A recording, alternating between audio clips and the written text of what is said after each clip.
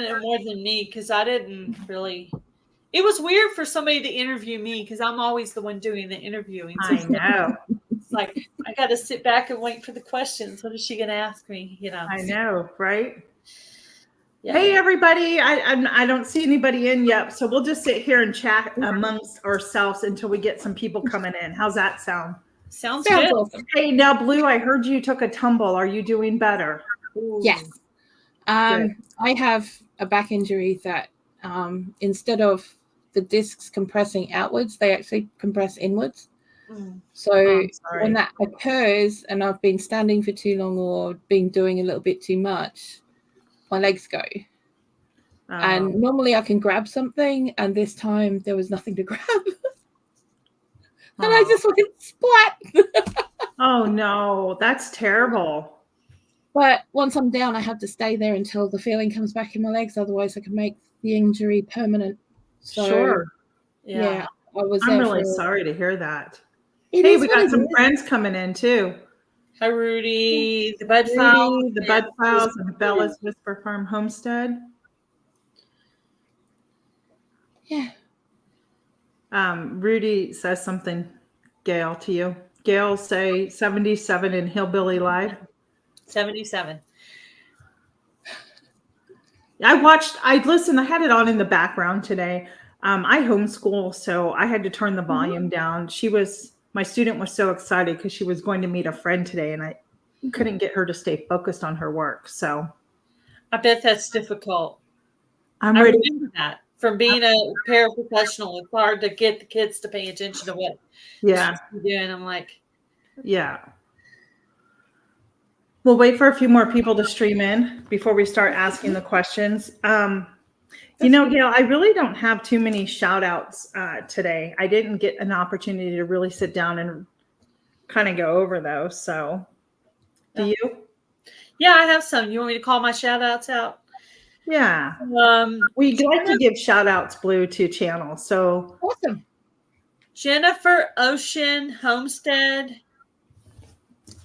She joined into the Garden Tour Club, and she's been coming in lives and making comments on videos on my other channel. So I thought I'd give her a shout out. Nice. That's awesome. Yeah, I see her everywhere. She's all over the place, and she's got a pretty small channel, I think. Yeah.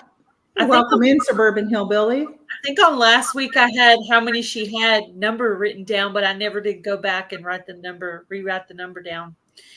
Also, I have down broke but beautifully blessed. I've seen that channel around.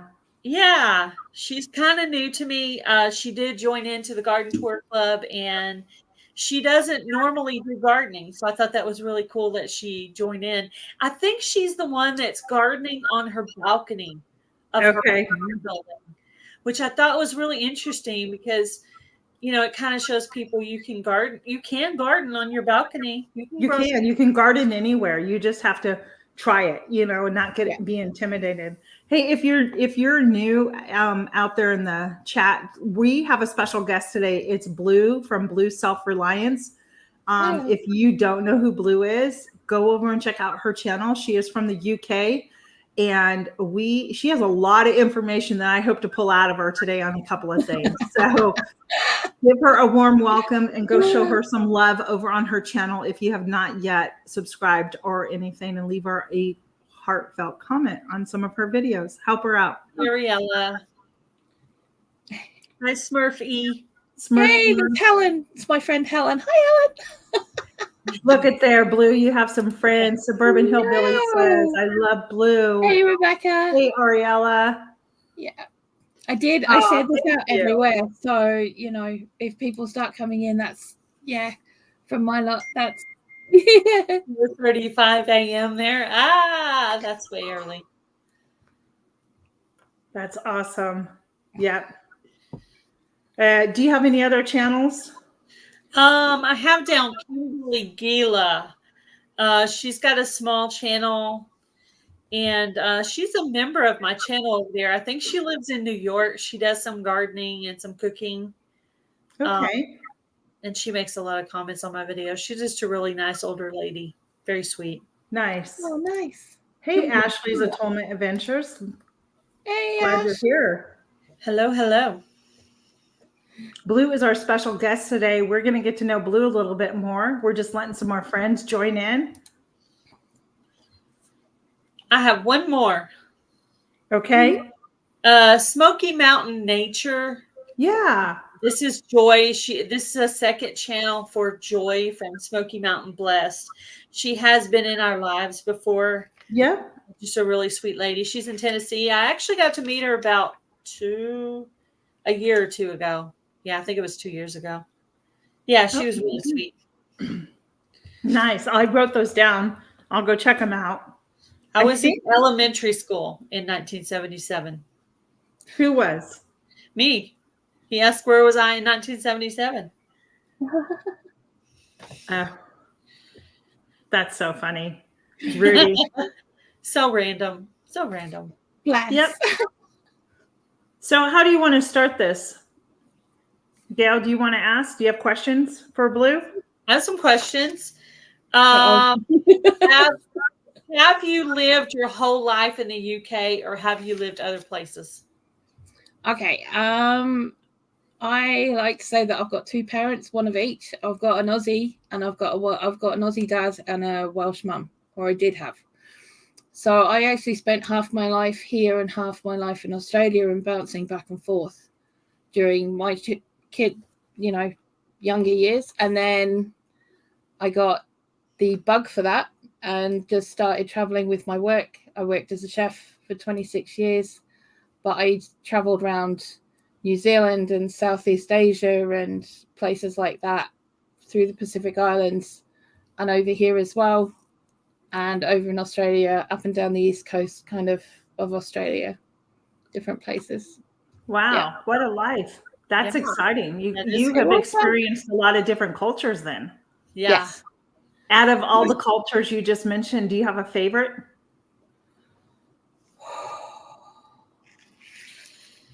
I learned a lot from all of them. Mm-hmm. I think for me, if I was going to go anywhere and just hide away and that would be where I stayed, it would possibly be either Vietnam or rural China.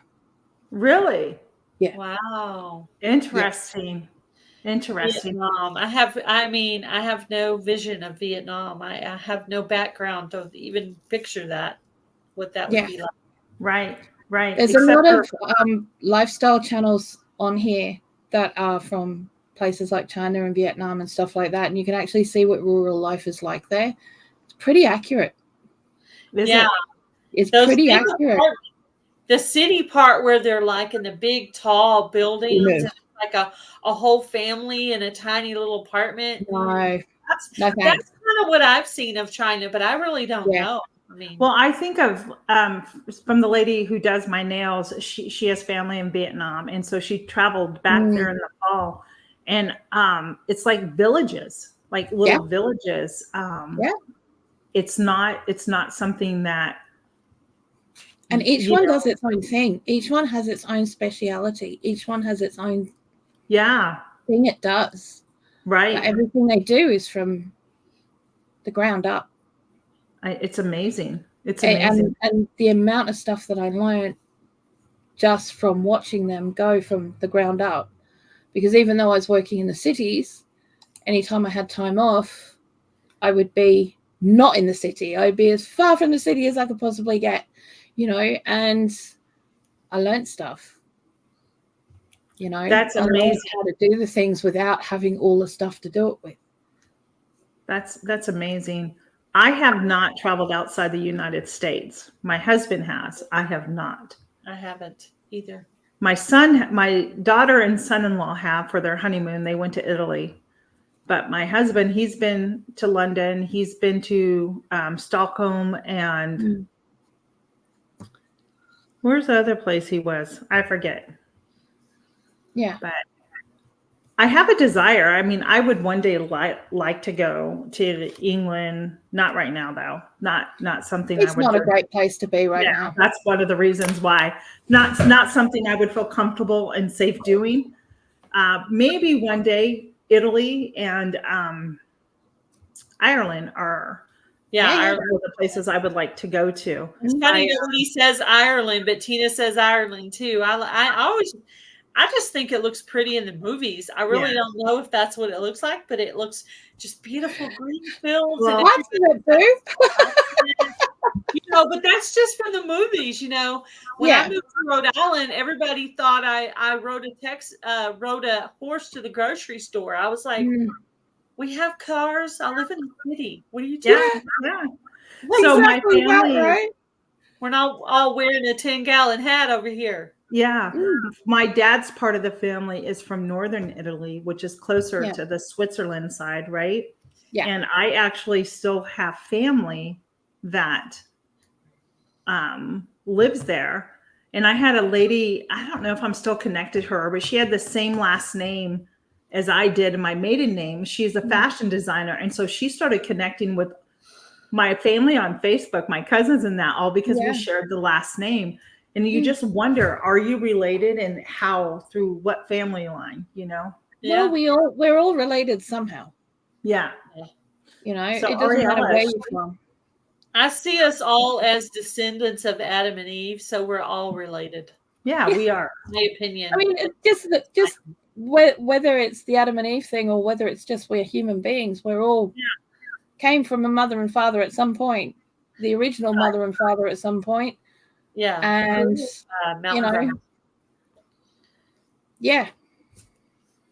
Sorry, my niece was reaching out to me. Hey, Tammy. Hey, Tammy. From Mountain Grandma. Welcome in. All right. So my question is, your name is Bloo Self-Reliance. Yes. Which I'm assuming you're pretty well self-sustainable. You don't really, you stock up on stuff, you preserve things. Yeah. Have you always been that way? Has that always been something that you've done? And if not, who influenced this type of lifestyle that you're now living? Okay. Well, when I was a kid, I was first growing up in South Wales over here, but we lived in tiny little villages, and my auntie lived in the next village, so I used to stay over at hers quite a lot. And she used to do a lot of stuff, but her house was old enough that it still had a proper separate laundry with the old copper in it. And she used to use that for cooking with. She'd use it for if she was preserving, like making jams, if she was making puddings, if she was doing steamed foods or whatever, she would be using the copper for it. Which I was always fascinated by this stuff because I always saw stuff in the kitchen like magic. Yeah. It was always magic because it would start off with something that was like this bag, this bag, this bag, and then all of a sudden, ta-da! Yeah. And you'd have something amazing. Yeah. But she was also the kind of person that would sit there and she would make her own marzipan fruit at Christmas. And all us kids would be given a lump of marzipan to make our own marzipan fruit with. Really? Yeah. I tended to make a lot of banana shapes or apple shapes, like round ones. Yeah. Because I was only really small. I wasn't older like my cousins. My cousins were in their teen years and stuff like that. But, she was a horsey person. We always used to go down and visit the horses every day, twice a day. And, you'd see all of this stuff. She worked at the market. She worked at the farmer's market. She worked in the accounts section of the farmer's market. Which is where all the farmers used to go sell the stock and everything. It was a stock sale every week. There was a stock sale, and my uncle. So when you say stock, are you referring to food?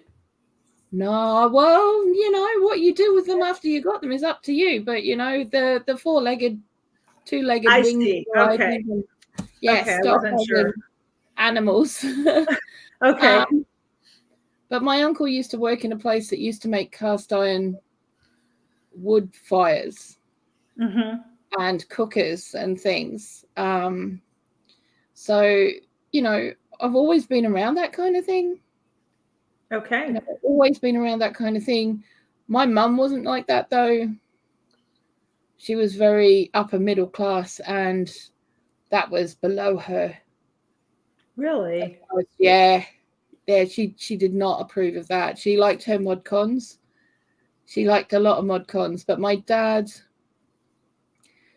when he retired, he was assistant secretary to defence in Australia. Oh, wow. So he was quite up in the DOD. Sure.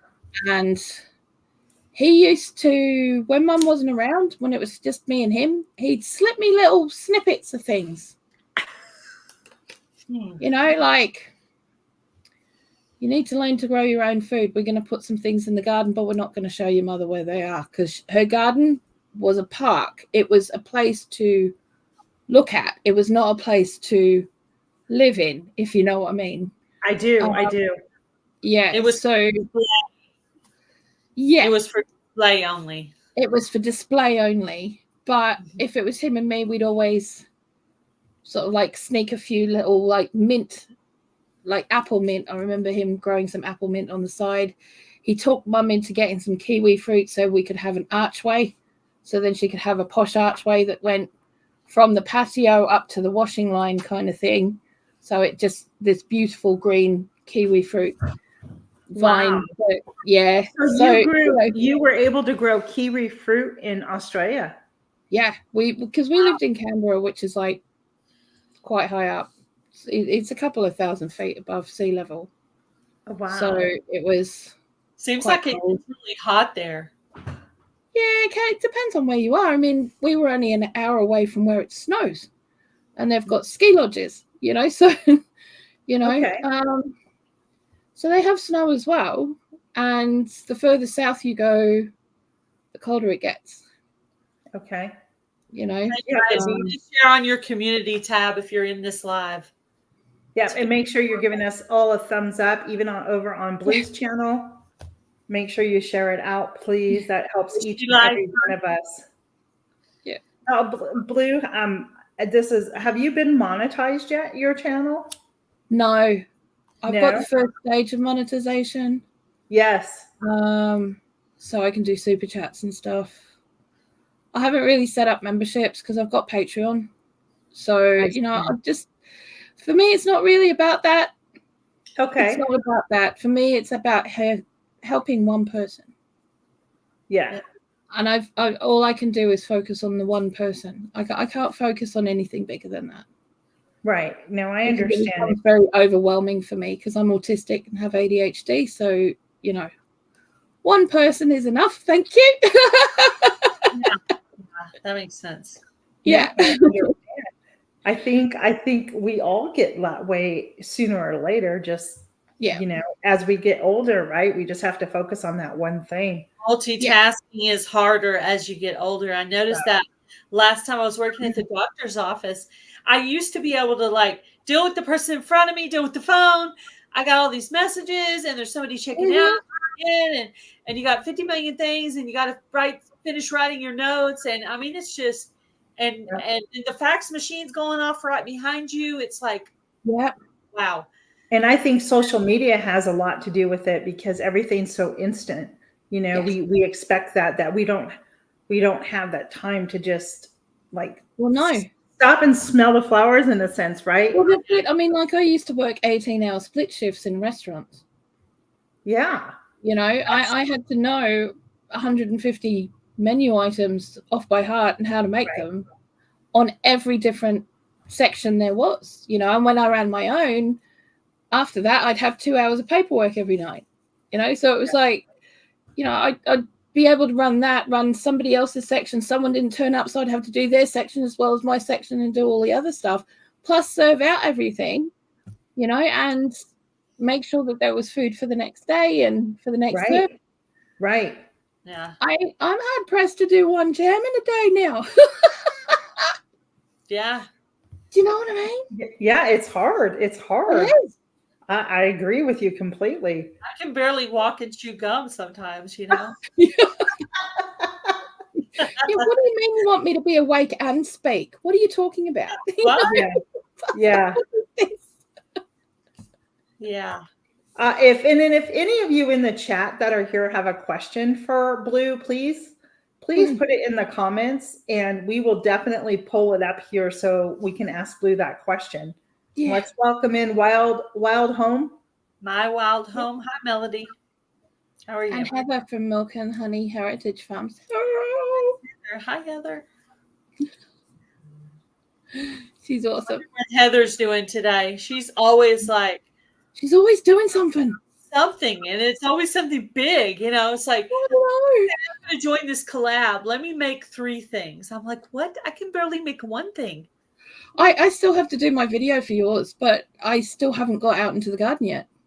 Yeah, well, you got I'm trying to get the house sorted so I can get out in the garden and get the garden done. But I can't do that until I'm happy with where the house is. Do you know what I mean? So I'm kind of... It was set up to go March through August, so you can like join. You can join in May or June. This rate, it's going to be like July 31st. Do you know what I mean? It's fine.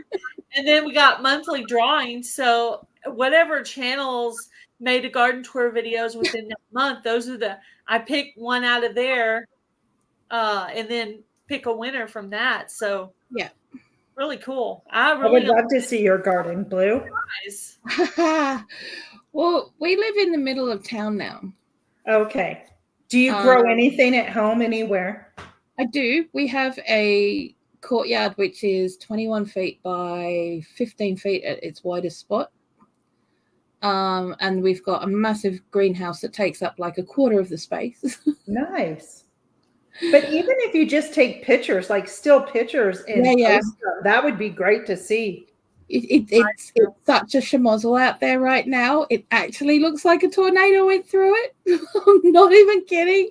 That's what a lot of people's very first garden tour was. It was like, okay, I got to clean this out. I got to clean this out. A lot of people's very first garden tour was them saying all the things they need to do. So that's kind of normal beginning. I mean, I just, mine is so bad I'm embarrassed by it. If that makes sense. Honey, you should. It's okay.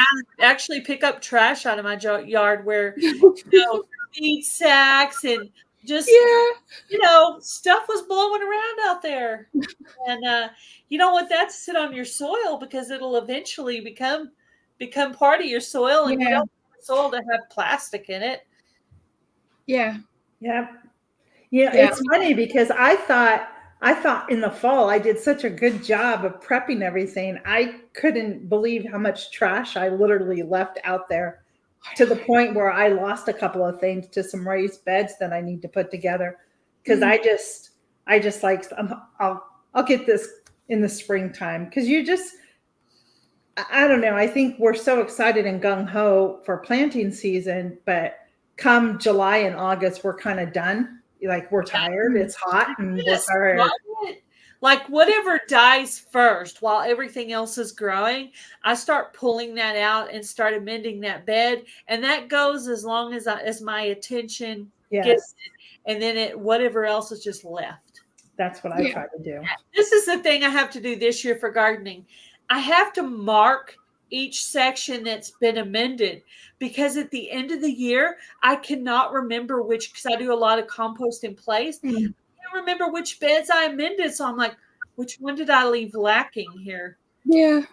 And Kathleen from My Alabama Life says, my greenhouse is a mess. I have burned piles that need to be cleaned up, and my yard is overgrown. We're all there. Especially if you're the only one out there doing it, it just takes time, a little bit each day. Hubby does the mowing and any kind of big projects or building. But as far as the gardening, I do all the planting, weeding.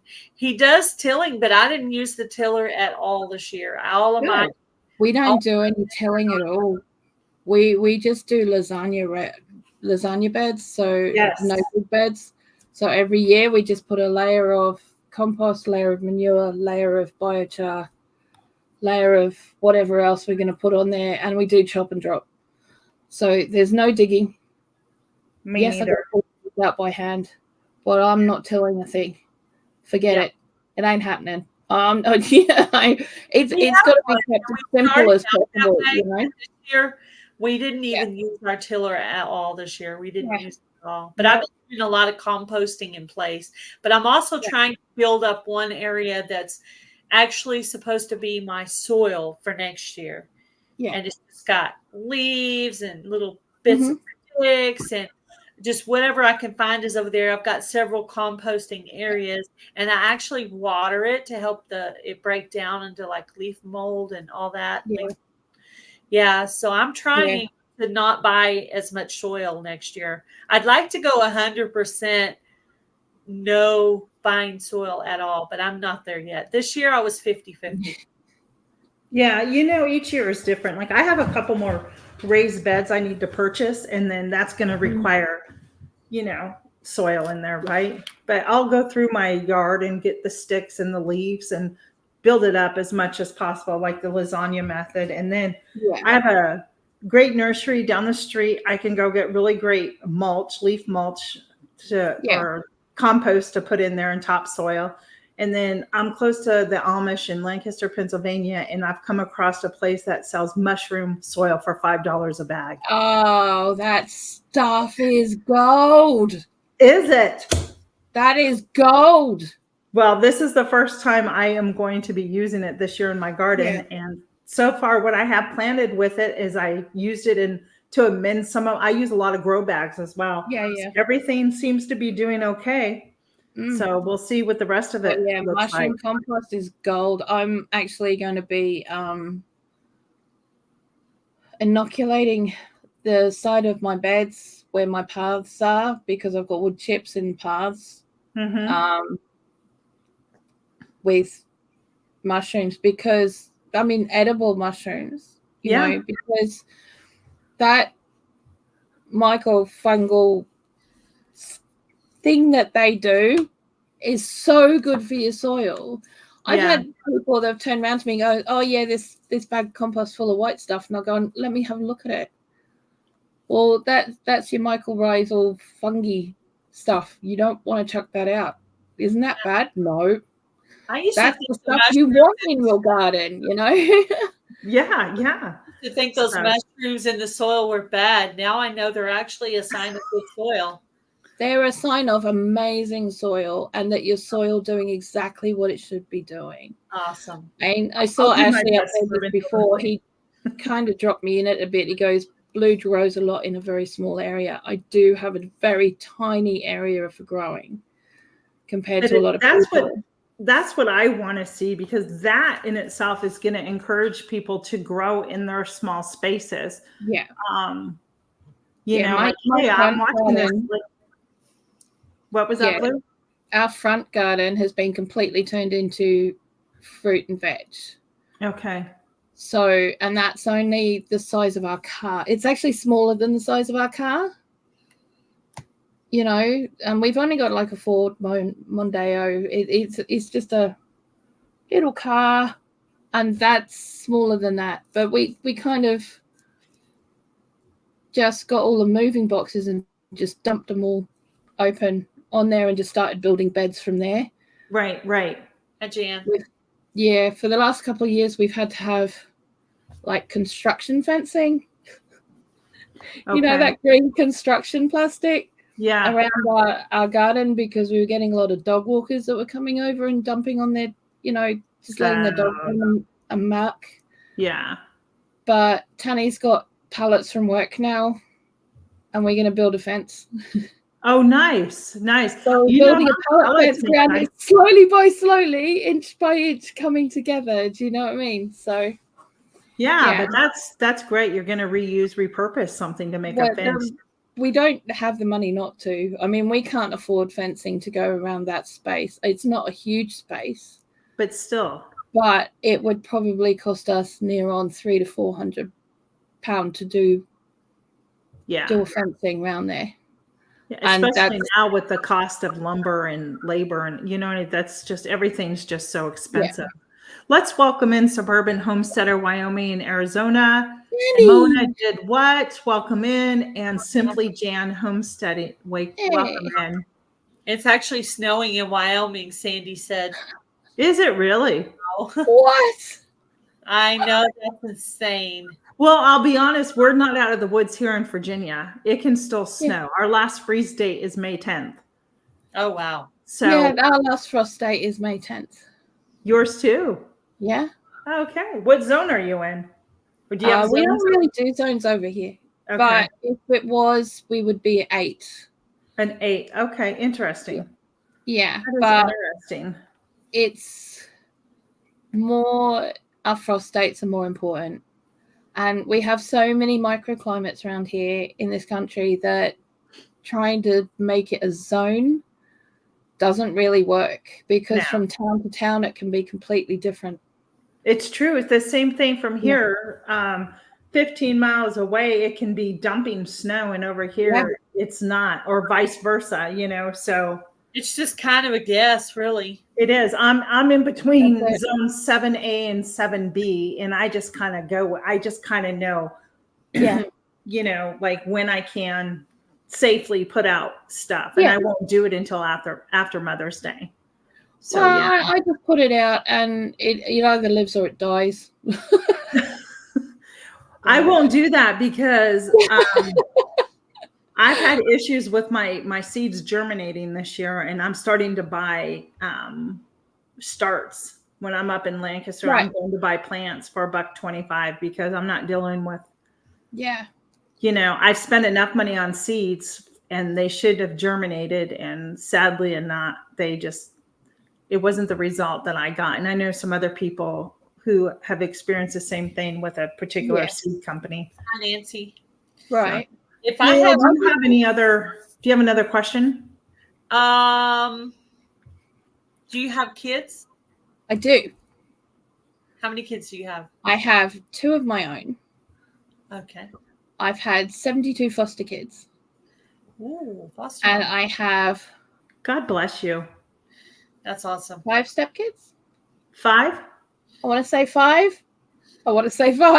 I'm probably going to get a voice from beyond going, it's 6. But yeah, I'm pretty sure it's 5. It's okay. Yeah.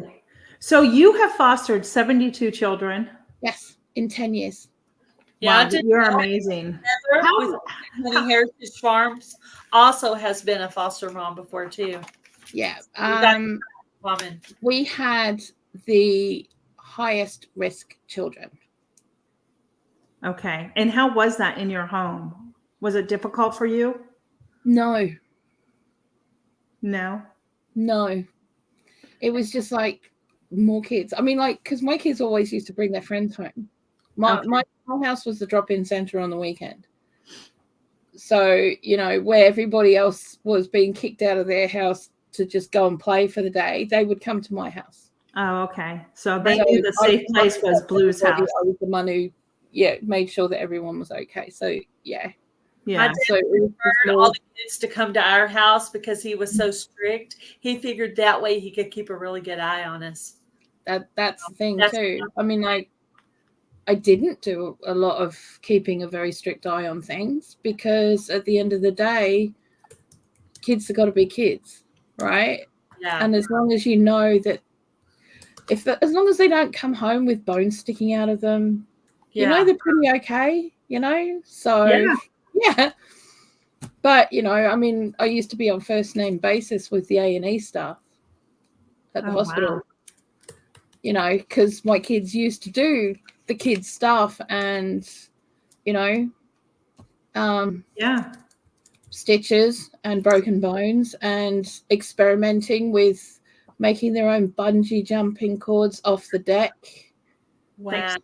You're brave than me. Well, my youngest, he decided, because I've got 2 boys, he decided, because we'd had a discussion about bungee jumping and would I ever do it again, and I said, nah, it's like 20 meters of knicker elastic, and I can't be doing with that. He decided to take upon himself to go and raid my underwear drawer and get 20 pairs of my underwear and make a bungee cord, tie it around his ankles, and throw himself off the deck. What? Yeah. Was he hurt? No. There was 15 stitches. Oh my. Yeah, dislocated shoulder. That was usual. There was always sort of plasters, bandages, something going on in our house. Seriously. Yeah. My brother broke his arms a lot, but I sprained my arm once. That's literally the only thing I ever had. So I've got toes on my feet because I move so quickly and I leap to do things. I've broken my feet, like broken my toes so many times it's ridiculous. So they don't actually bend anymore. Oh my goodness, Blue, you need to slow down. Yeah. I might have. Hey, Rob, I kind of had to slow down. Hi, Rob. Sorry. Are you and Rob, because he's from the UK too, are you guys pretty far from each other? No, not really. I mean, it's not really that far, but we do know each other. So, yeah. Yeah. Heather from Milk and Honey Heritage Farms wants to know, Blue, have you ever played musical instrument? Yes. Very, very badly. That's okay. What was it? Very badly. My mom insisted on me learning how to play the piano. Okay. To this day, all I can play is chopsticks.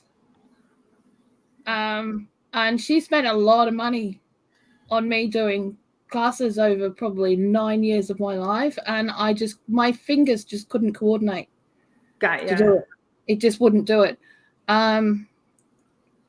More recently, a friend of mine tried to teach me how to use the guitar, and I was good at that.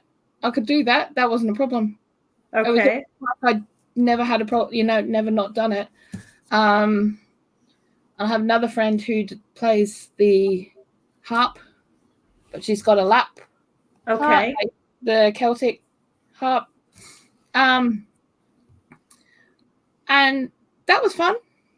Yeah. That's awesome. But yeah, that's awesome. I don't really play an instrument. I leave that to the experts. I figure they're good at that. Yeah, exactly. Thanks, Jan. That's okay, but thank you for being here. We appreciate it.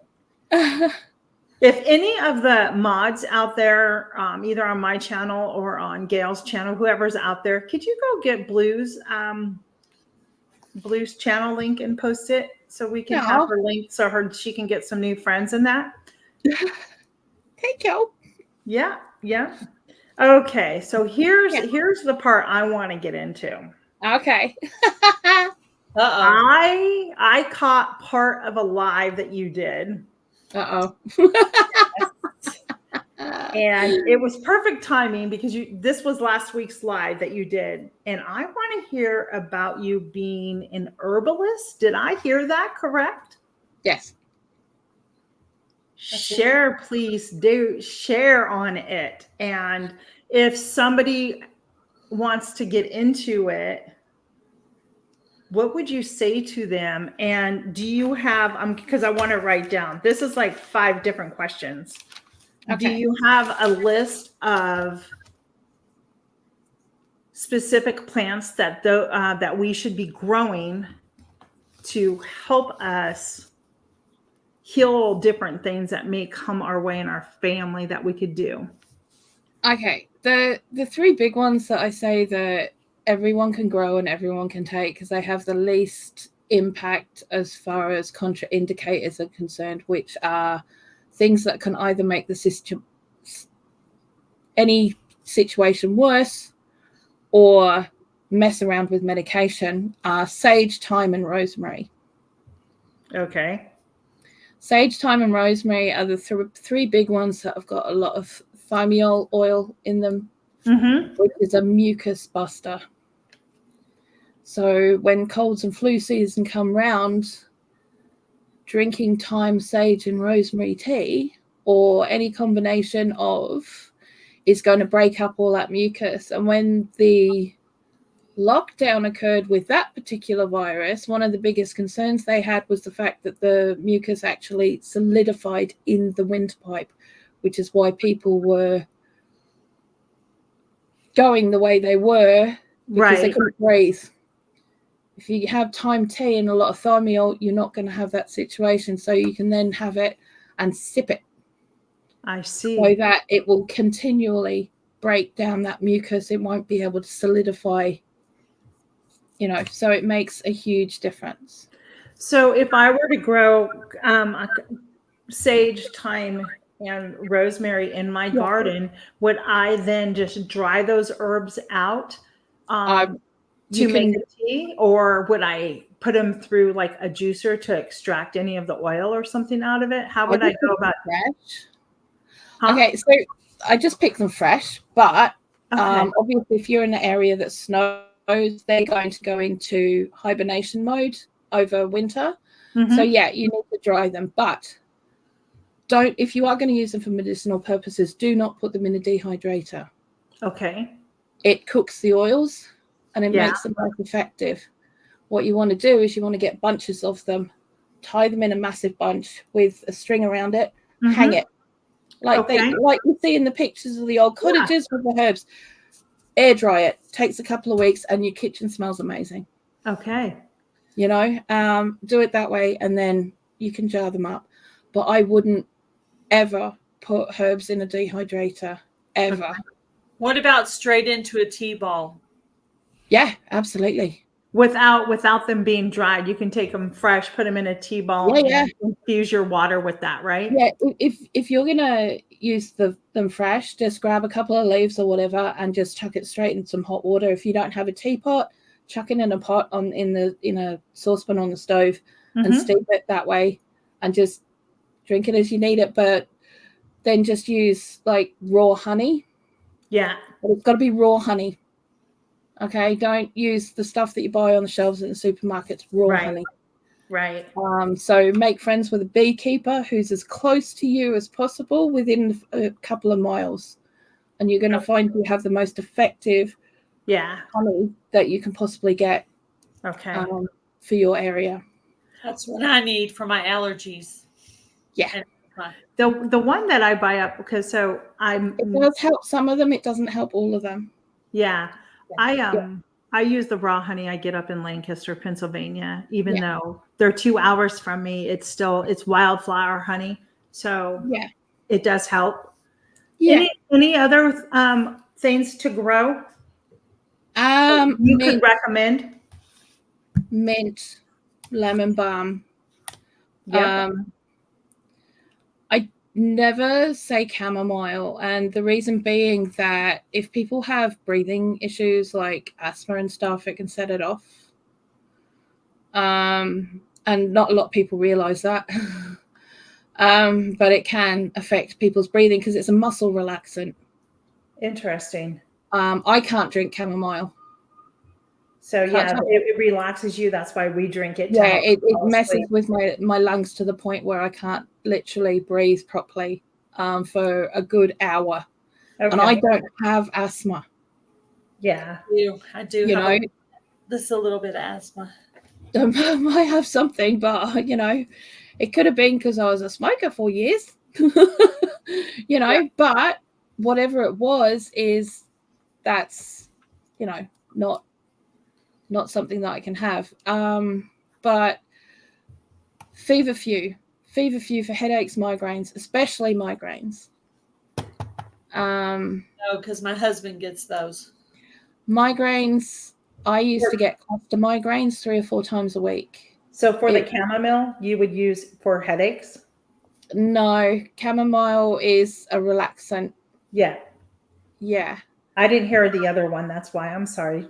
That's okay. Feverfew. Okay. Feverfew is for migraines. Specifically migraines, not just headaches. And it's something that you can take on a daily basis because it actually stops them from occurring. And do most of your nurseries carry such plants? I grow mine from seed. Okay, so you can purchase seeds in the ground, and I just go, do your thing, and walk away. Do your thing. Do your thing. You know what to do. You're a seed. There's some ground. There's some water. There's some sun. Do your thing. You know what to do. What about the lemon balm? because I have that. I started that, and my neighbor up the street says I can come dig up a bunch from her. Oh, So how would balm's you use the amazing. lemon balm? I love that. That's a nice little sort of like chill out. Sort of if you're feeling a little bit anxious. The lemon balm helps you with anxiety, maybe? Yeah, a little bit. I found it was a really good one. Like I used to have my lemon balm underneath the leaky back tap. Okay. By my back door. Got ya. Right by where the kitchen was. And when the kids were becoming You're welcome. too much, I'd go and grab a handful from there. Or even if I didn't have time to make tea, I'd just run my hand through it. Okay. So I do that with my oils. I take lavender and put it on me and on my feet. Yeah. I struggle with lavender. That's one I struggle with. It gives me headaches. Okay. So I have to be really careful with that one. I have lavender in my garden. Yeah, I do too. Because I do love it. It's lavender at the end of the day, you know. But yeah, I have to be a little bit careful with it. Is there, because we could probably talk a lot more about this, and I would love to talk more. Have you done videos on this? I haven't done much on YouTube for it because I did a series and it all got taken down by YouTube. Whatever. Yeah. Okay. Creek Farm, come in. I want to address one thing. Ashley's Atonement Adventures. Yes. I want you to know and be encouraged by this. I was a smoker for many, many years, and I quit smoking. Yeah. And you can do it. And I promise you, you can do it. And I will be praying that you can do it. But just know from one smoker to another, it is attainable. You can quit. He's actually one of my mods and admin for my Facebook group. Is she? Yeah, he is. Okay. Yeah. He's awesome. And he also knows that I stopped smoking 5 weeks ago. Went cold. Congratulations, Blue. Done. Because bored. I didn't want to do it anymore. I didn't want to do it anymore last year. And then a friend of ours went overseas and I ended up with a carton of tobacco that had been bought for me. Mm-hmm. And my son, when he got his first job, because he'd been pinching my backy, went and got me 100-gram tub. And I said, right, when all of this is gone, that's it. Not having any more. Hey, Autumn Lee, welcome in. You're new. I don't know who that is.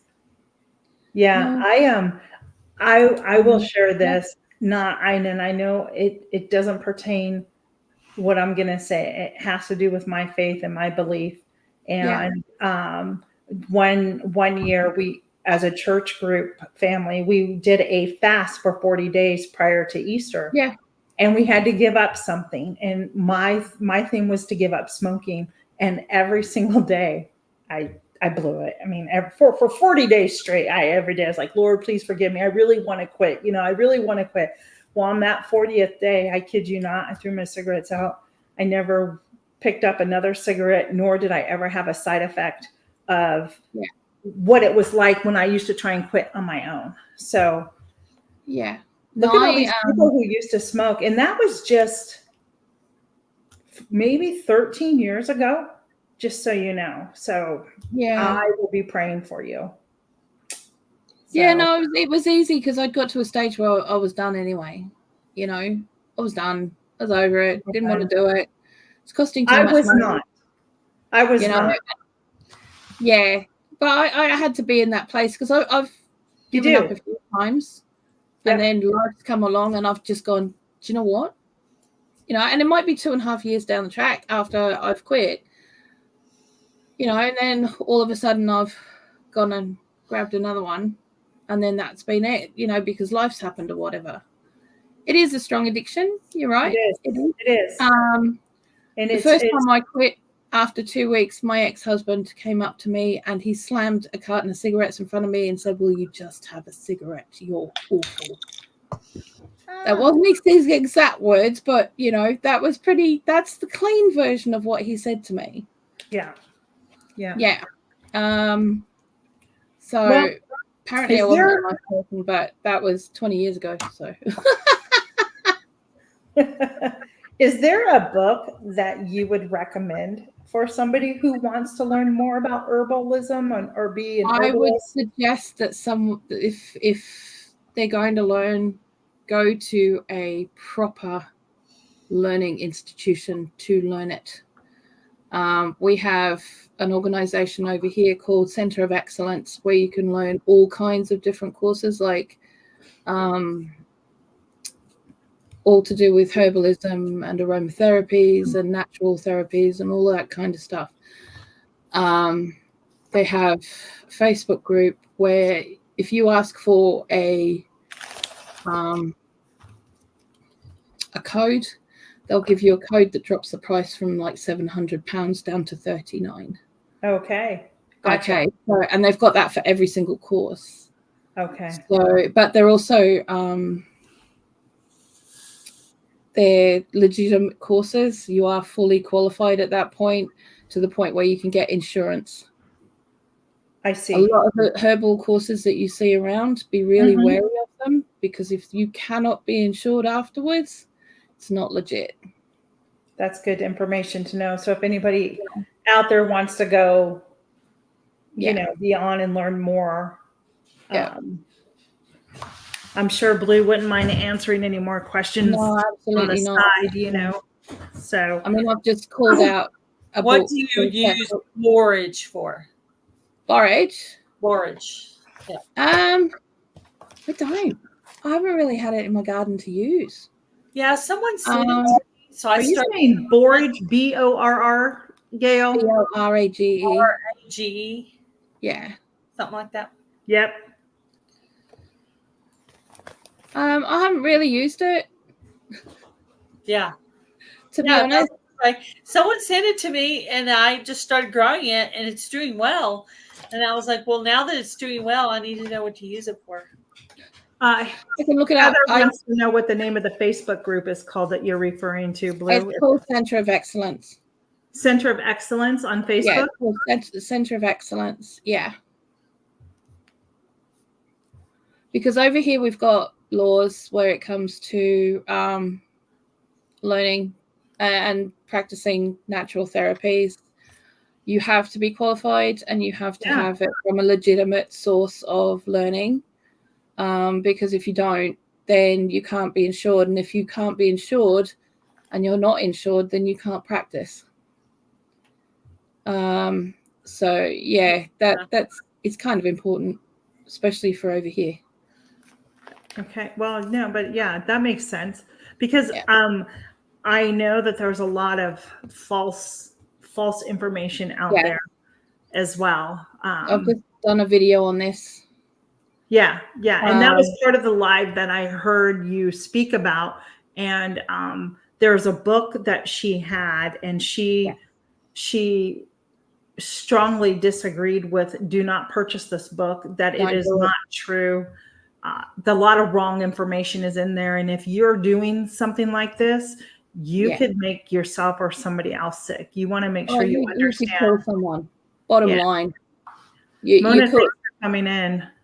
You know, that's the risk that you're taking is with people's lives. It's not just whether they're going to be sick for a couple of days or not feel very well for an hour. It could seriously affect their life. Right. Yeah. You know, and that's the stuff they had in there was that level of incompetence. Okay. And it was being shared. I think I found 7 different groups and pages that it had it on that they'd set up for this book and series of books. Do you have the book nearby where you could just show people so they would not? Don't get up if you don't have to. It's in the other room. Okay. It's in the other room. Well, I have kept it because I want to keep it as an example for when I do teach one-on-one. But I've actually set up a Rumble account because that's where I want to do my herbalist stuff. I'm on Rumble too. Yay. I'll come find you. We're all on. If you're on Rumble, just give us a 1 for yes, a 2 for no. Yeah, I'm just Blue Self-Reliance over there as well. I'm just popping videos up when I can get them up. I've got internet that runs with three-legged hamsters and medieval water wheels. You know, it's that bad. So I get them up when I can get them up. Are you under Blue Self-Reliance over there as well? I am. I'll come look for you. Yeah, everywhere you'll find me is Blue Self-Reliance. Well, one of our weekly things that Gail and I do are silly jokes.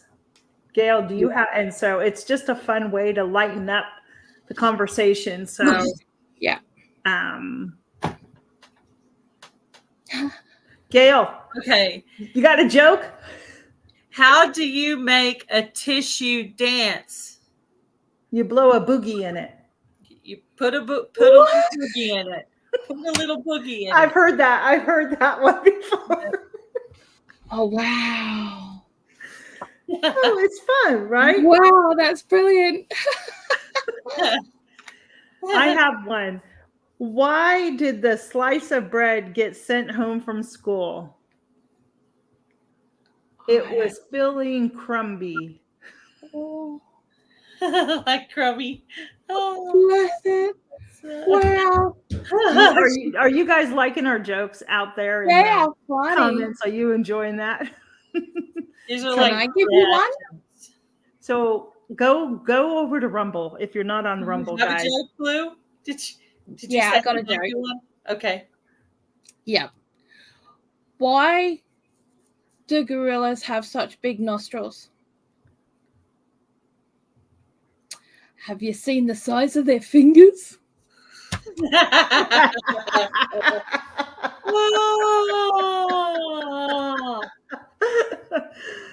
Oh, wow. Do you have any other, Gail? Yeah. Okay. What do you call a song about a tortilla?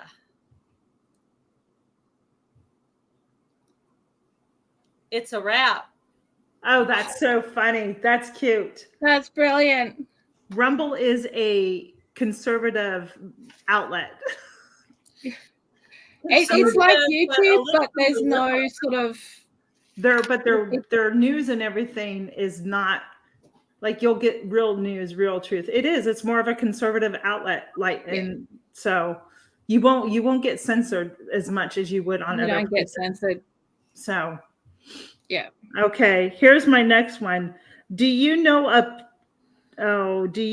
a Pickle's favorite folk singer?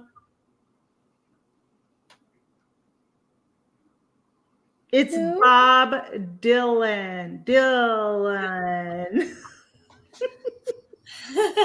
Oh, that's bro. Okay. Wow. Never a Bob Dylan fan, but he is a very talented artist when it comes to writing songs. So, oh my goodness. Where do pirates buy their hooks? I don't know. Where do pirates buy their hooks? At the secondhand store. Oh my gosh. Oh wow. Okay. Wow. Here's my last one I wrote down. Why are herbs so expensive? Why? Because time is money. Time is money. That is so true, though. Okay. That's brilliant. Yo, you like Bob Dylan, Rob? That's funny.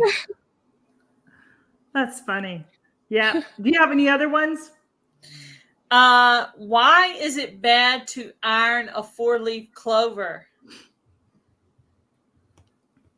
I don't know. Why is it?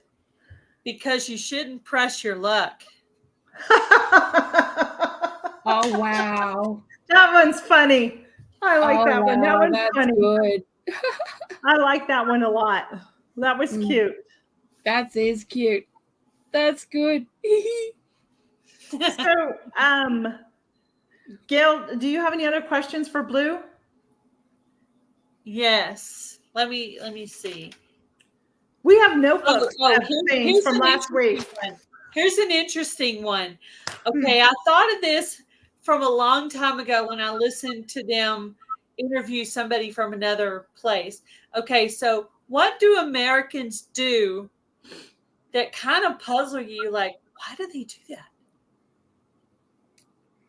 It just makes you laugh, and you're like, why do they do that? Like your eyebrows curl. You're like, why do they do that? What do we do that's like hilarious to you or funny? I don't know if it's hilarious or funny. I cringe. You cringe? What is it? A lot. Cringe. There's a lot of these like really quick, like real vertical kind of recipe things going out at the moment that are all sauce and dry pasta. Haven't seen it. A shed ton of cheese. You know, and it's all put in the oven. And it's like, yeah, all sorts of different varieties of that kind of thing, right? Or they're wrapping up a packet of spaghetti in basically meatloaf and sauce and stuff, and then putting that in the oven and going, oh, look, it's so good. And it's so raw. The pasta's so raw. It's actually splitting. And you can hear it cracking as they're slicing it, going, that's good. That's just wrong. Like, what is matter with who hurt these people? You've seen them do this more than one time? All over TikTok, all over here. Yep, absolutely. I don't do TikTok. It's absolutely terrifying. Yeah, I won't be on TikTok ever. It's like, wow. And I think people, you know what I think? I think people do those types of things just to get the views and the thumbs up and the shares for it to go viral. I do. What I can't understand is the comments that are going, oh, yeah, I tried this. It's really great. And I'm like, yeah. It's raw pasta. You know? It's like, yeah, no, I get that there's those kinds of things in it, but hey, mostly that's probably the worst thing. It's like that and the 30,000 pounds of cheese that everyone seems to use on everything. Right. Jan, Simply Jan's Homestead had a question down there. Yeah. Blue, what made you get into gardening and herbs? Can you just necessity? Necessity. Okay, necessity. I had 2 small kids and I was on my own. Okay. So we moved out of the city, went into the country, and got a small property, so that it was a property that had an orchard. It had like a growing garden. It had the Chicken Hilton. We call it the Chicken Hilton. And we had an acre field as well. And no money. No money. Not a penny. I had to earn what I could from making what I could out of what we grew. And this was way before there was like internet or anything like that. Yeah. So it was basically a stall out on a table by my front gate that had an honesty box on it. Oh, wow. And so you would sell things? You would sell things out there? Yeah. I've heard of people doing that. Yeah. It's like that all in PA. Paid our bills and put food on the table. That was, it was all necessity. At that point, I also got my butcher's license and my abattoir license so that I could process my own meat. Because I'm a big believer in that if you're going to eat it, then you need to be able to kill it. Yeah, that's not something I've done yet. And I'll be honest, I'm not sure if that's something I truly have the stomach for. Yeah. But see, for me, with the boys, I wanted them to realize that it doesn't come from a plastic packet on the supermarket shelf. Yeah, absolutely. This is where your food comes from. This is the reality of what happens to your food. Yes. And we're going to do it in an environment where it's safe and it's okay. Yeah, and you know what you're feeding those animals, right? We know what we're feeding the animals. We know that they're okay. We know that, whatever. Yeah. And we've done everything from go to woe ourselves. And because I had those licenses, I was able to make 4 hams every year and sell them.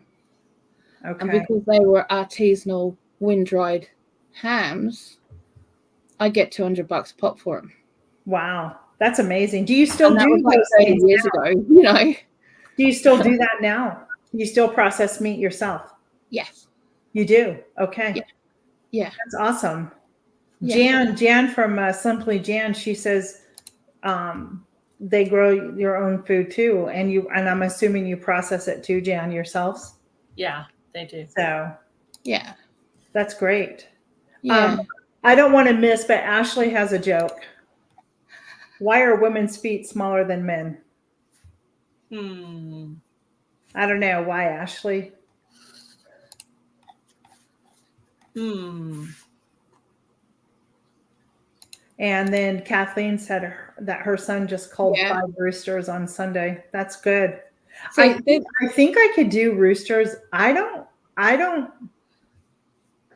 There's a farm locally, and I got to see if they still do it.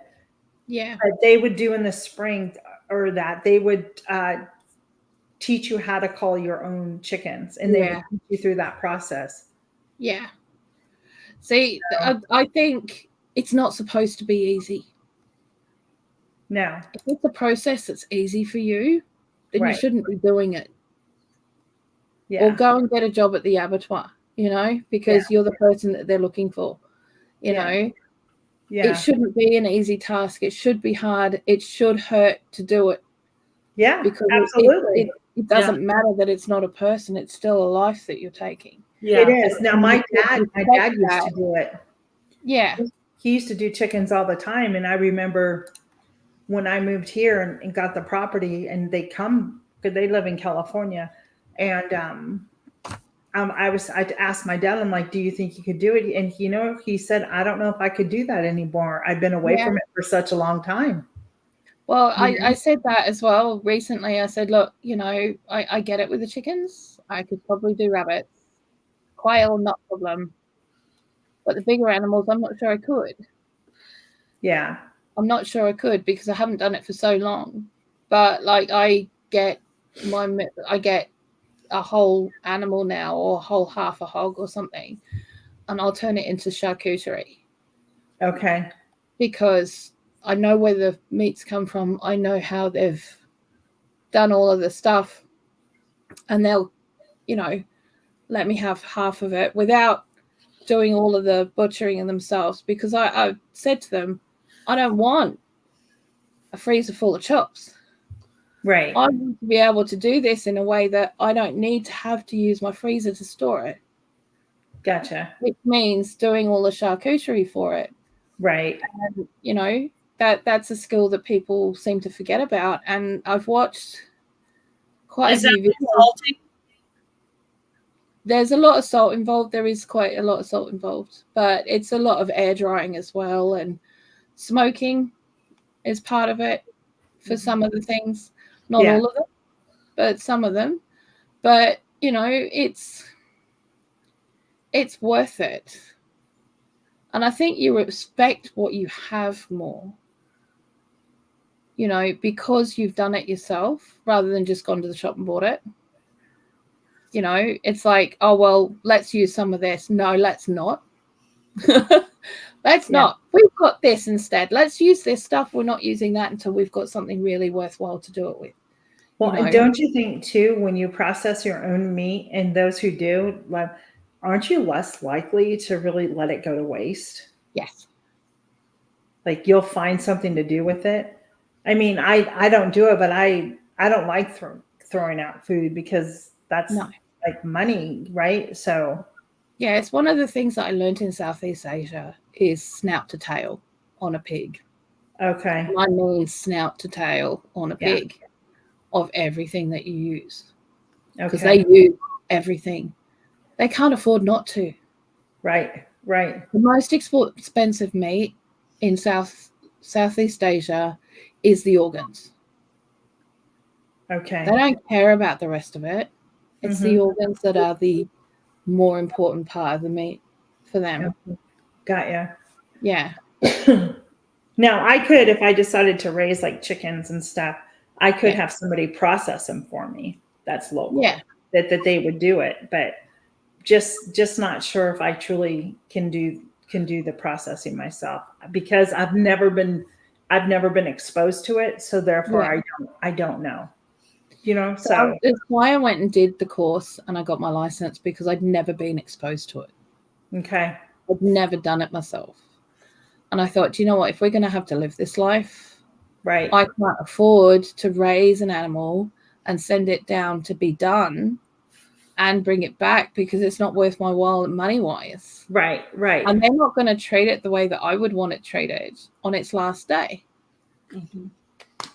Right. You know, we had a specific part of the garden and it had 10-foot hedges all the way around it. And it was just a quiet garden, just grass, couple of benches, and a lot of space. And that's where the animals would come with me every single day. They would come there every single day.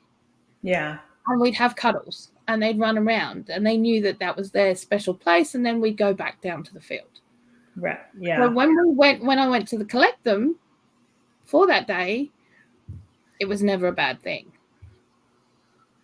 They didn't see it as a bad thing. Okay. You know? Yeah. And it was over before they realized what had happened.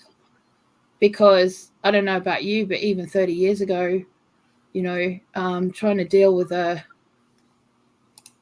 300-400 pound pig is a lot of work. Hard. Yeah. That's hard work. And I was on my own. I couldn't. And my kids were under orders to stay in. You know, they were not allowed out until it was done. So they used to actually sit in the giant cypress tree or up on the roof and watch. I see. Got so ya. they were out of the way. Got ya. Because if something went wrong, which it can, I didn't want them getting damaged. Right. Yeah.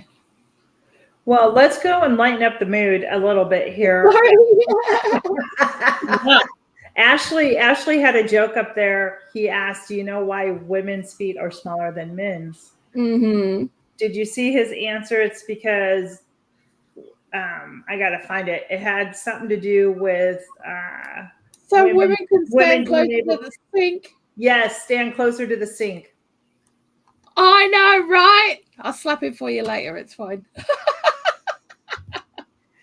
So, and wow. I agree both with Heather and Kathleen as we're talking about the animal. And I totally agree with you. That right there. Yeah. Okay. That's the point. Yeah, exactly. You know?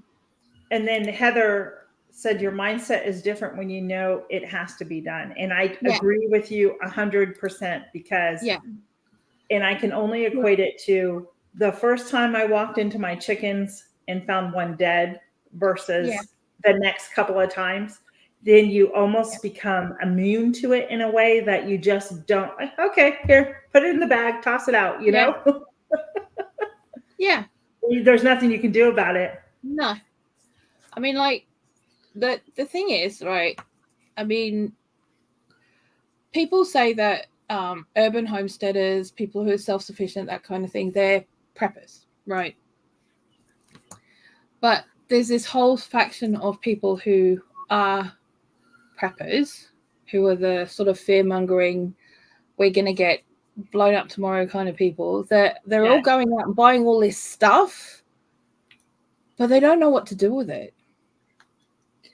You know, and they're thinking that if I don't have, you know, they don't realize that if they don't have the skills now and they're living that life now, they're not going to be able to deal with it in a high stress situation. But don't you think the whole sideways, the whole Rona thing that came about, that virus we had a couple of years ago, it got people back to try to learn those skills where you should never stop. You should never stop learning a new skill that makes you more self-sufficient. And, you know, I think Gail and I once even talked about like some of the stuff that I will buy that you will have to use manually versus electric, because if something say were to happen, right? Well, you can't you can't go use that electric appliance unless you have a big generator. I'm just using that as an example. Well, that's the thing. And there's only so much gas that'll go around, and eventually you won't have a generator either. Yeah. So, you know, I'm actually doing a bit of a push at the moment to go back to as basic as possible. And there's nothing wrong with that. No. So I want to have the manual hand tools to do things and manual equipment. Yes. Yeah, I love my electrics. Don't get me wrong. I would much rather stand there with the mixer for 5 minutes and let it do the beating of the egg whites than me stand there for 20 and do it by hand. That's right. Yeah. But it's a good skill, and I think Ashley is apologizing for that. It's okay. Yeah, it's really it made me laugh. It was funny. It's okay. It was cute. I didn't expect that for an answer, but yeah, I don't think us ladies get offended that easy here. Nah. Gail, do you have anything else for Bloo? I wanted to ask her, has she ever met another YouTuber before from YouTube? Anyone in person? Good question, Gail. Yeah. Yeah, I've got a lot of friends over here who are YouTubers, but just probably not in the same genre as me. Yeah, no.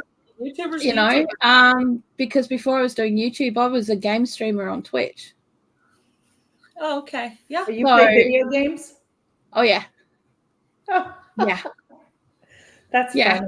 Not funny, but that's an interesting fact. Okay. Yeah, I'm a gamer. Tanya's a gamer. It's why we've got the setup the way we do.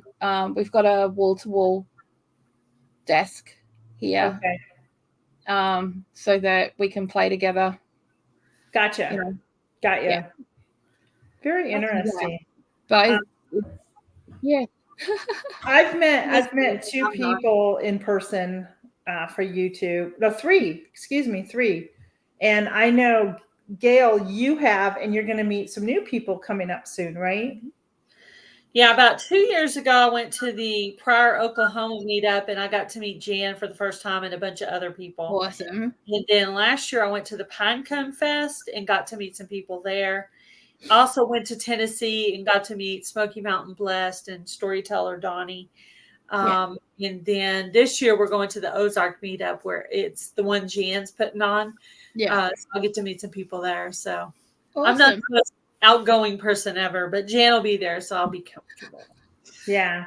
And we have Homesteaders of America. If you follow Homesteaders of America on IG, they have a big thing not far from where I live, and I've met Leanne from the Mennonite Farmhouse. Yeah. I met her there. I met Danny from Wicked Awesome Gardening there. I met Ruth Ann Zimmerman from Homesteading with the Zimmermans. Yeah.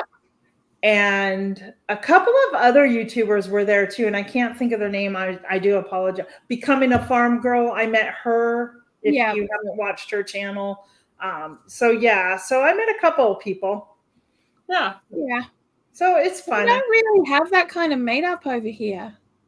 I mean, the gardening community goes to Malvern, which is the big gardening sort of competition show thing every year. Yeah. But I don't think people really have meetups. You know. Maybe you should start one. Either that or I'm just not invited. It's like, we're not having her here. She's just completely wacky and not. No, we know. Well, Heather, maybe one day you'll have to travel a little bit to come meet a few people. I don't know, but I understand what she's saying. Or Heather lives over on the West Coast in Oregon, so and everybody is either middle of the country or on the East Coast. Yeah. Oh, Rob said he's met a few YouTubers. Yes. Well, Harrogate is down the road from where I live. I live in York, so it's not too far away from where I am. But Malvern is down south, and it's a little bit more difficult for me to get to. But yeah, I probably could get to Harrogate this year, maybe. Yeah. You know, I might. Hi, Christy Betts. Christy, welcome in. Yeah. I heard the Baker Creek has something. I guess that would be in Missouri. Isn't that where Baker Creek does have something? Yeah, you are correct on that. Yeah. I guess because I don't really go out much these days, to be fair. Yeah. And I won't be able to go to HOA this year because I'm hosting my own event in Lancaster that weekend. Cool. So that's okay. Cool. Yeah. So let me think. I thought I had some other questions for you. Does anyone in the chat have any more questions for Bloo? How long have you been on YouTube? Oh gosh. On this channel? Yeah, just all the way through. Since 2018 on this channel. Okay. Yeah. I have a gaming channel as well. That's been going for a little bit longer. What kind of music do you like? I'm pretty eclectic with my music.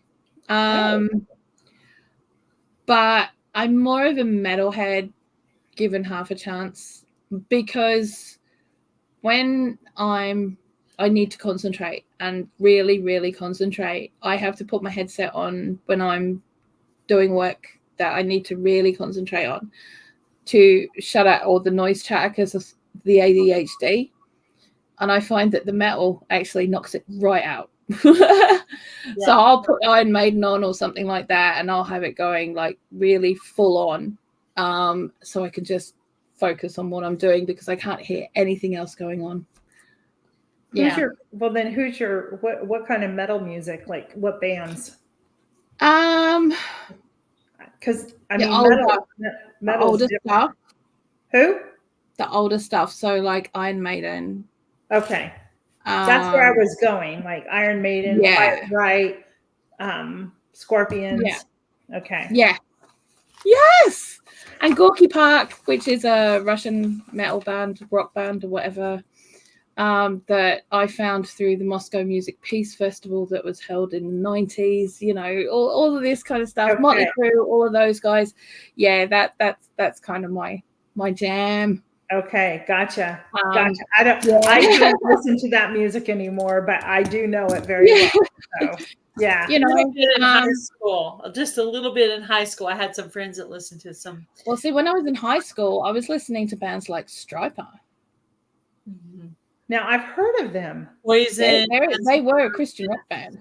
Come on, Christian Poison. Yeah. Ozzy Osbourne. So that was a bit different. Yeah, Rob's like Black Sabbath, Deep Purple, and Led Zeppelin. Yes, all of the above.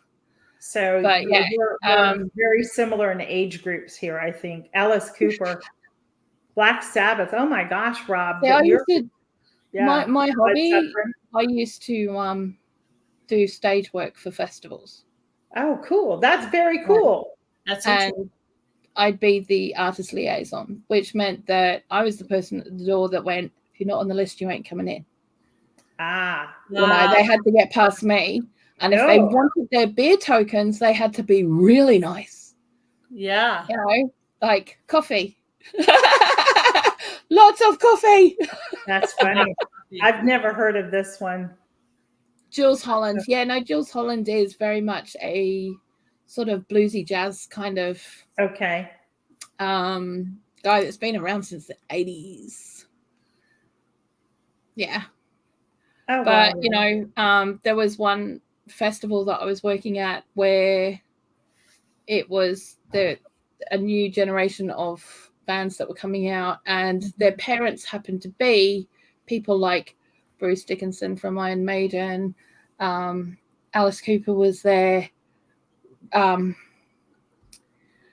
Robert Plant was there because his son Robin had a band. You know, they were all sitting there. We were all sitting around talking, and this girl who was one of the just runners, you know, she comes up to me and goes, "Do you know what? I got told that I'd see famous people here. I don't see anyone I recognize." And I'm like sitting there going, well, she said, I don't think I'll be back next year. And I went, well, it's your choice. You don't get paid to be here. You just get a free ticket so you can go and see the bands anyway.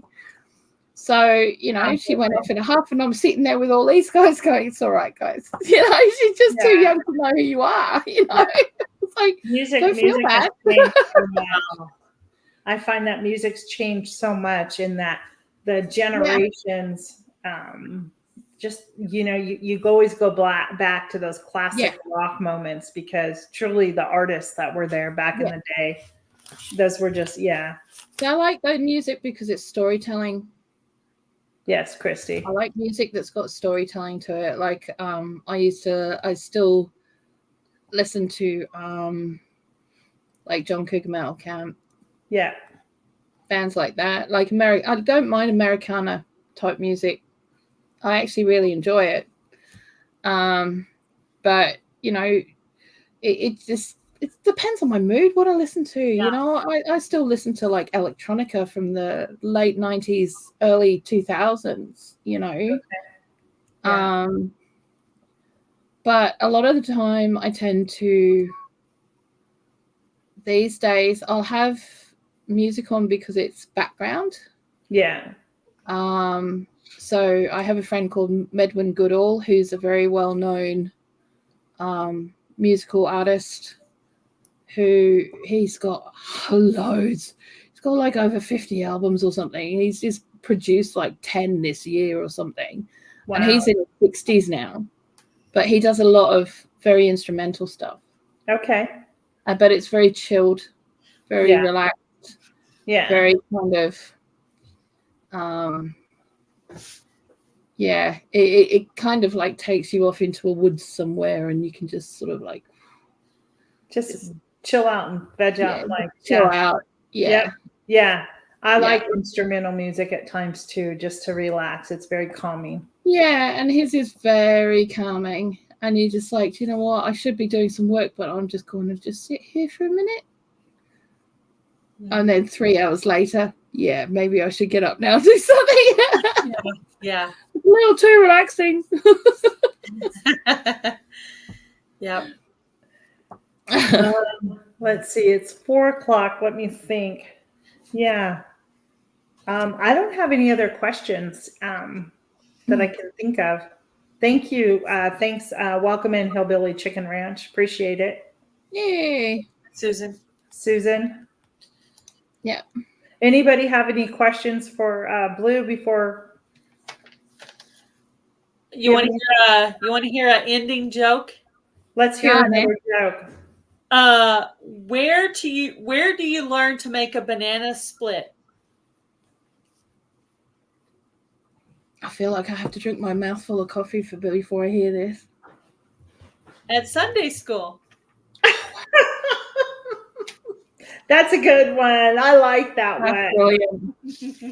That's a good one. I had to go ahead and say that one so I could mark it off, because that's true. One's next week. So Gail and I started a series, and we've been last week. Sadly, when we couldn't meet with you last week because of the YouTube issue, streaming lives, we started a series about our pantries and ways to stock your pantries and different things like that, like staple items. Do you have do you stock your pantry? Do you keep your things stocked? No, I'm actually changing the way I'm doing that now. Okay. And I've just recently bought myself a stone mill. Okay. So I can grind my own flours. Okay. From whatever I want to do that with. Yep. The next on the list is to get the Flick Flock machine, which is like a little hand thing to do like rolled oats or rolled grains.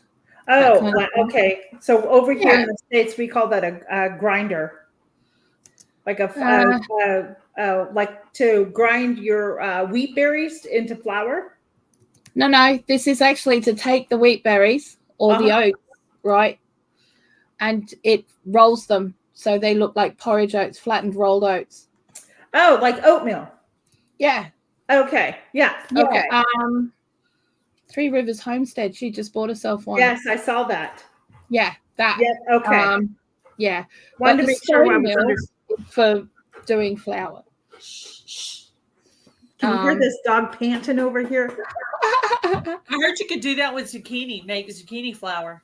You can do it with anything you want. I mean, the tabletop stone mill is something that they use a lot in Southeast Asia, but they use it as well for doing wet things like grinding wet corn for making corn cakes and babas and stuff like that, or do the soaked beans like soybeans for doing their soy milk. So they use it like it's their blender, basically. Okay. In some respects, in that kind of respect. So I just found that it's something that I've wanted for a very long time. And if you think about it, it's a lot cheaper to buy bulk grain. Yes. And it's going to stay fresher longer. In fact, the older it gets, the better it is. It's like rice, the older it is, the better it is, the better quality it is. So even though I'm not going to use like an entire bucket of it in the next 2 months, it doesn't matter. Whereas if I had an entire bucket of flour and I didn't use it in 2 months, that would matter because it wouldn't be as good quality anymore. So if I just use and make what I need, I'm not wasting anything. Right. I'm not because you're grinding what you need. I'm just grinding what I need. Yeah. So that's less jars that I have to have on the shelf with all the different types of flour. Yes. The buckets can be kept in the shed, and I just bring out what I want when I need it, because I've just got them in 10-gallon buckets. Yeah. Hey, Gardner, welcome in. So, hey, Joe.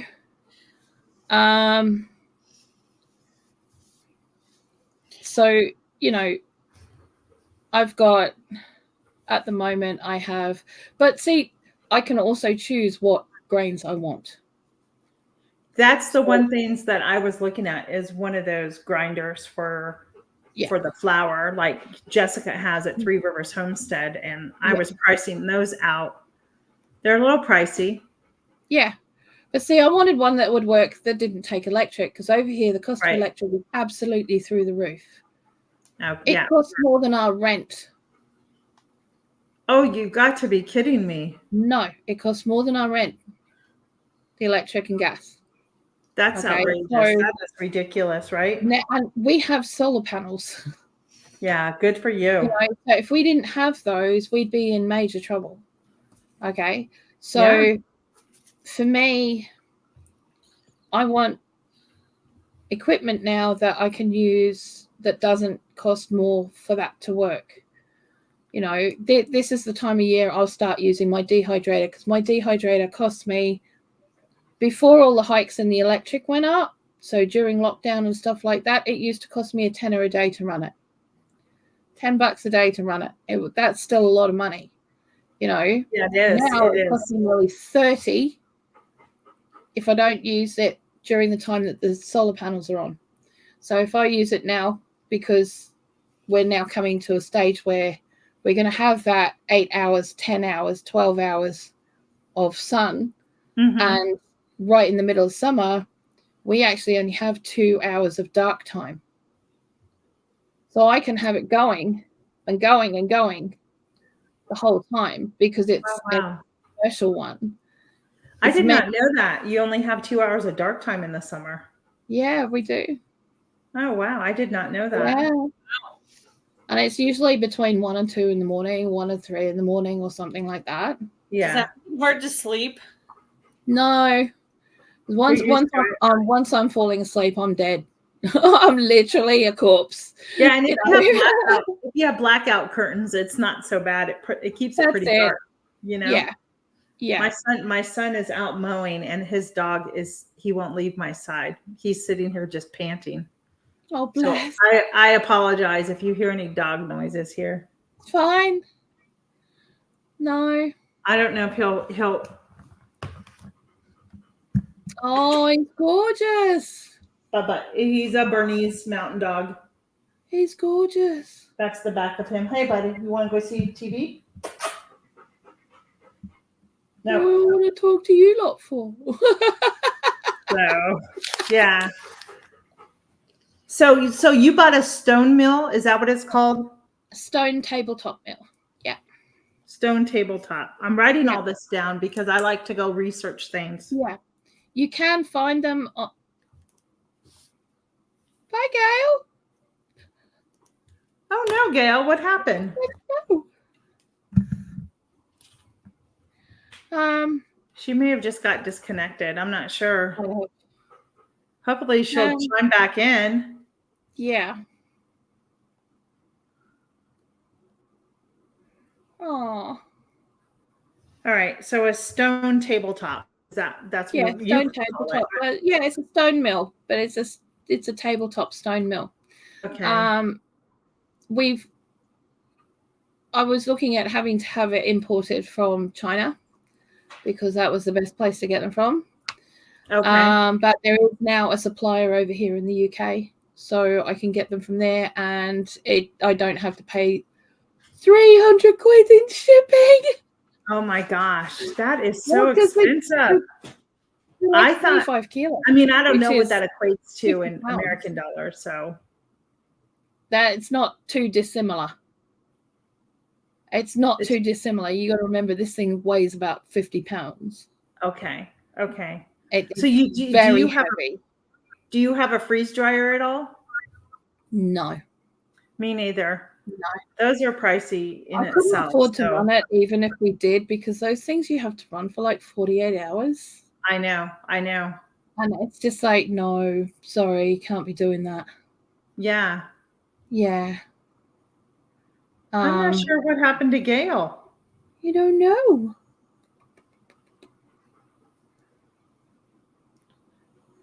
Maybe it just lost. Maybe there's a storm or something. I don't know. Maybe. Yeah. I know. Yeah. It's so horrible to lose an animal. I get it completely. My sister just did. My mom and dad just had to make that decision. I've had to do it. It's just hard. Her laptop died. Oh no. Bless her. Aw. So does anybody have any other questions for Blue? Because I'm sure it is getting pretty late back there. I can hear Tanny snoring. He's gone to sleep on the couch. I can actually hear him snoring. Bless him. What time is it there? 9:10. Oh, okay. Yeah. Okay. Yeah. It's all good. Okay. Yeah, he's snoring. That's fine. Let me see. Okay. Here he is. He's going to make a better view now. Oh, bless him. Look up. Oh, he's gorgeous. There he is. Yeah. I've another one I have 3 more in the other room. Yeah.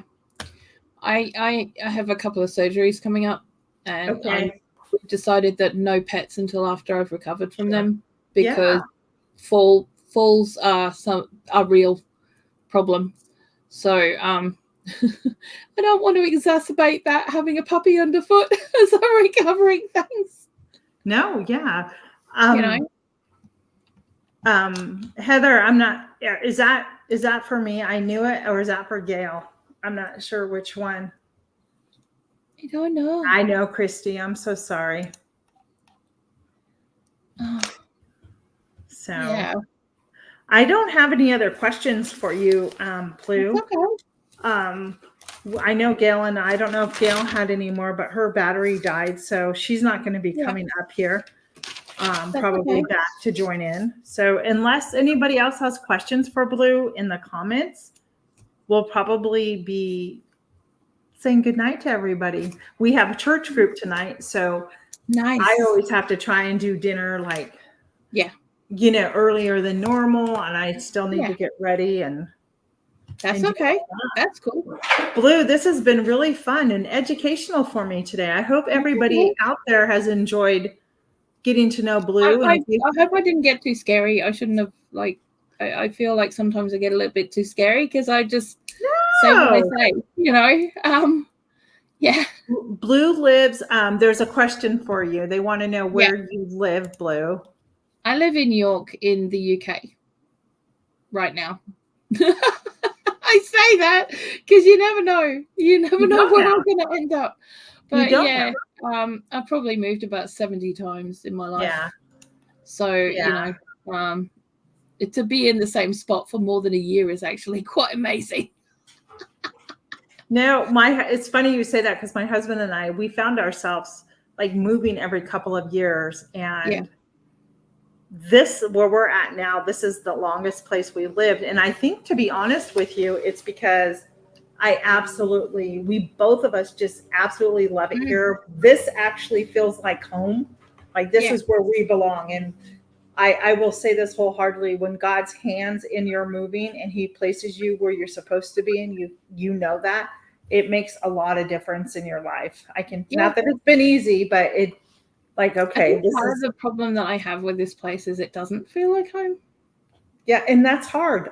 We lived there. We lived in a place for 2 years. You would call it a flat. We call it townhomes. Everything went straight up. It was 3 levels. Yeah.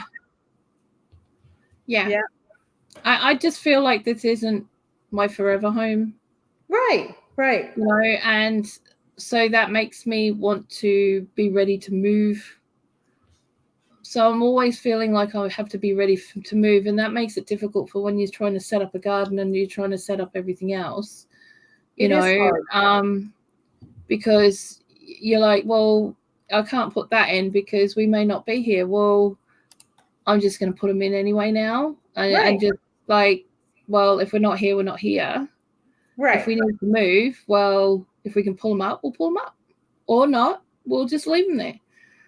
But whatever happens, happens. It's not going to, you know, I can't change anything. But yeah. See, Rob, you need to come visit us in York, man. Yeah. You need to come visit us in York. So I think on that note, I think we're going to say goodnight. Thank you all for hanging in there and just all the questions I got asked. And Bloo, thank you so much for joining us. Gail, we are sorry that your battery died. We'll have to have you back another time. Anytime. It was a lot of fun. Yeah. I enjoyed it. I'm glad it worked out this night. It's been awesome. Yeah. Oh, good. I'm so glad that you liked it. So go support Bloo over at Bloo Self-Reliance. Make sure you guys have given the thumbs up here, and we'll see you on our next chat, which is next Wednesday at 2:30 p.m. Woohoo! Thanks again, Bloo. Good night, everybody. Bye. Bye.